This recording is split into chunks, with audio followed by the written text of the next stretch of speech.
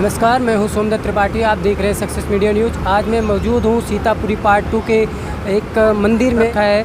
आज हम पंडित जी से बात करते हैं और जानते हैं इस मंदिर के बारे में और इनके बारे में। आप सर आपका परिचय दीजिए पंडित जी। मेरा नाम पंडित जयप्रकाश कटारा। विगत यहाँ सीतापुरी में इस मंदिर में पहला और मेरा आखिरी मंदिर, पहला भी यही है, आखिरी भी है। चाहे एक दिन रहे, चाहे जीवन भर रहे, ये भी मैं आपको चैनल पर घोषणा कर देता हूँ कि पहला और आखिरी। और विगत मैं इस मंदिर में 37 वर्ष से कार्यरत हूँ और बड़े ही प्यार के साथ इस जीवन को मैंने यहाँ पर आपके परिवारों में बिताया है। और हर्ष और उल्लास के साथ हमेशा हर बार कुछ ना कुछ नया होता है। ये असीम कृपा कान्हा की है और भक्तों का प्यार है।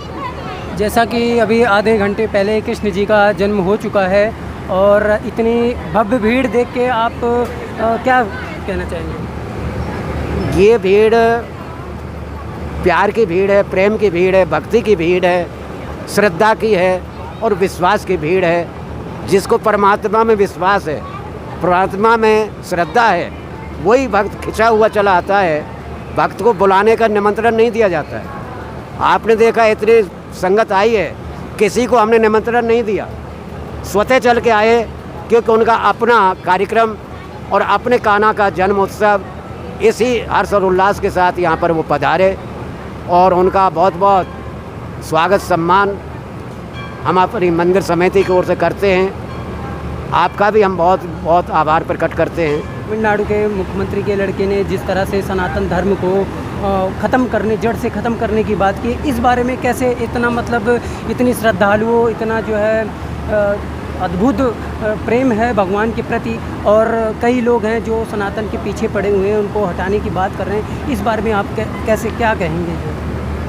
ऐसे विचारवान व्यक्ति के विषय में मैं तो यही कहूँगा कि उनके विषय में बोलना ही अपनी शक्ति को ख़त्म करने वाली बात है।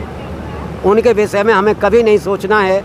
उनको तो हमारे भक्त ही आपको दिखा देंगे, उनको भी दिखा देंगे और उनके जीवन में भी सामने आ जाएगा कि सनातन की कीमत क्या है, सनातन की पावर क्या है, सनातन की ताकत क्या है, जिससे आज से नहीं, ये सतयुग से है। सनातन यानी पुराना, लेकिन आज भी नया, पुराना होते हुए नया। आप कोई भी ग्रंथ उठा के देखिए, कोई पुराण उठा के देखिए। आप एक छोटा सा मैं आपको उदाहरण दूंगा। आप रामचरितमानस का पाठ करते हैं, एक बार करिए, दोबारा करिए, तीसरी बार करिए, चौथी बार करिए, जितनी बार करोगे रामायण वही है, शब्द वही हैं, अक्षर वही हैं, लेकिन आपको आनंद की अनुभूति हमेशा थोड़ी थोड़ी बढ़ती रहेगी। कारण कि उसमें से कुछ तत्व आपको निकलेगा और उस तत्व का ज्ञान आपको होगा। तो मेरा यही है कि ऐसी प्रवृत्ति के लोगों का हमें बहिष्कार करने में ही फ़ायदा है, क्योंकि वो हमारे समाज में तुष्टीकरण की राजनीति करते हैं। ये अच्छी बात नहीं है और हमें राजनीति से दूर रहना है, क्योंकि हम राजनीतिज्ञ नहीं हैं। हम तो आप सभी के भक्तों के जो है धर्म रक्षक हैं। धर्म की रक्षा के लिए हम अपना कहते हैं ना, ब्राह्मण जो है शील तो है, लेकिन शील के साथ साथ वो क्रोधी भी है। ऐसा नहीं कह सकते, क्योंकि परशुराम देखिए आप, हमारे भृगु जी देखिए, जो कि भगवान के ही तो अवतार हैं। तो भगवान के अवतार हमारे रूप में लिए, ब्रह्म रूप में लिए।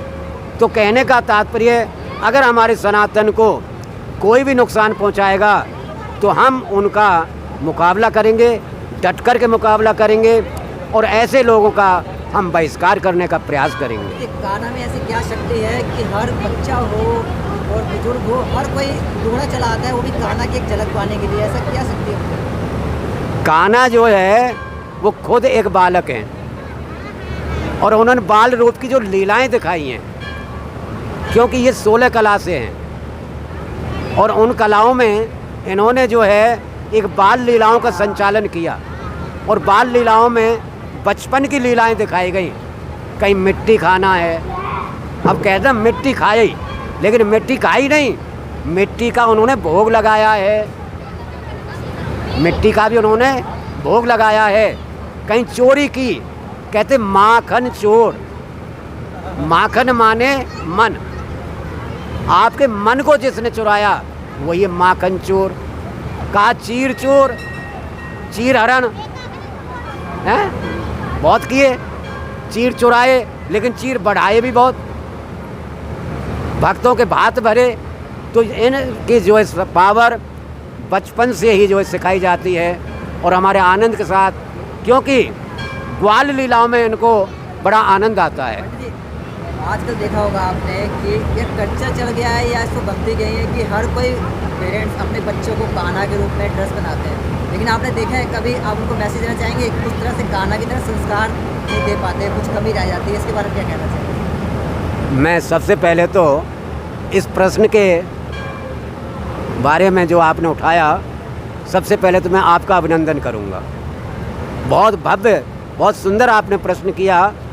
एक मेरी विशेष सभी उन माता पिताओं को है जिनके छोटे बच्चे जो अपने कान्हा के रूप में सजाते हैं, सजाएं, अच्छी बात है, लेकिन मेरा एक मैसेज है, कभी भी कोई दुपट्टा, ड्रेस इत्यादि कोई लिखित रूप में जैसे राधे राधे, कृष्ण कृष्ण, ये नहीं होना चाहिए।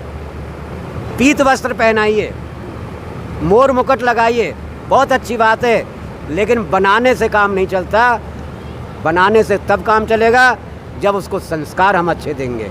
और यही हर माता पिता का कर्तव्य है कि हम अपने बच्चे को कान्हा तो बना रहे हैं, क्या कान्हा के संस्कार हम दे रहे हैं? कहीं पर जो है आपने देखा है कुछ भी लीलाएं होती हैं तो कान्हा की लीलाओं का अनुसरण करिए, आनंद लीजिए, तभी आनंद की अनुभूति होगी और हमारे अपने बच्चों को भी प्रेरणा मिलेगी। उन माता पिता को बहुत बहुत धन्यवाद दूंगा। आखिरी क्वेश्चन है कि आपने बच्चों के बारे में बताया कि बच्चे जो ऐसे होते हैं, उसी बच्चों को जब एक माँ बाप पालते हैं, सब कुछ करते हैं उनके लिए, खुद भूखा रहते हैं, प्यासा रहते हैं, उनके लिए सब कुछ करते हैं, उसके बाद भी वो बच्चे उनके साथ ऐसा व्यवहार करते हैं कि उनके परिवार को, उनके जो बुजुर्ग हैं, उनके अनाथ आश्रम में यहाँ रहना पड़ता है, ऐसी क्यों जरूरत पड़ती है? मुझे मैसेज देना चाहिए।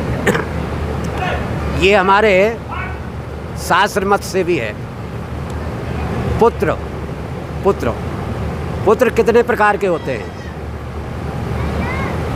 अगर आपसे जानकारी लेना चाहूँ तो पुत्र कितने प्रकार के होते हैं? पुत्र 4 प्रकार के होते हैं। एक पुत्र होता है कर्जदार, यानी कि मैंने किसी से कर्जा लिया और वो आज जिसने मैं कर्जा नहीं चुका पाया, वो कर्जा चुकने के लिए मेरे पुत्र रूप में आया है, उसका मैं कर्जा चुका रहा हूँ। एक होता है उदासीन, जो अपने माता पिता को कभी भी सुख नहीं पहुँचाएगा और कभी भी दुख नहीं पहुँचाएगा। और एक होता है श्रेष्ठ, जो हमेशा पुत्र जो है अपने माता पिता की सेवा भी करेगा, लेकिन उन माता पिताओं का संस्कार, दिया गया संस्कार ही उनको आगे आएगा, क्योंकि हमारा ही ये दायित्व बनता है कि हम अपने बच्चे को अच्छा संस्कार दें। क्योंकि संस्कार आज पढ़ाई में दे रहे हैं, आज अंग्रेजी पढ़ाई पढ़ा रहे हैं, लेकिन हम अपने जो हमारी भाषा है उस पर जोर नहीं दे रहे और अंग्रेजी भाषा के पीछे हम पड़े हुए हैं। अंग्रेजी पढ़िए, मना नहीं है, पढ़ना अच्छी बात है, लेकिन संस्कार हिंदी से ही मिलेंगे, क्योंकि हम सब हिंदुस्तानी हैं और हिंदुस्तान में रह कर के हिंदी का हम प्रचार प्रसार करें।